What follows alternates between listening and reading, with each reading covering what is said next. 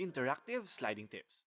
Change the default select then drag mode using the unselected via track and selected via track options on the PCB editor interactive routing page of the preferences dialog.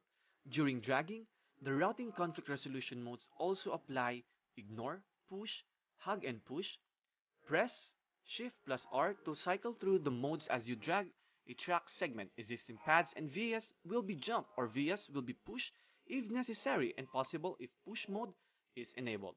To convert 90-degree angle corner to a 45-degree angle route, start dragging on the corner vertex. While dragging, you can move the cursor and hotspot snap into an existing non-moving object such as a pad as shown in this image.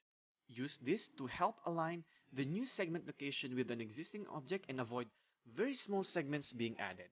To break a single segment, select the segment first, then position the cursor over the center vertex to add in new segments. Press Tab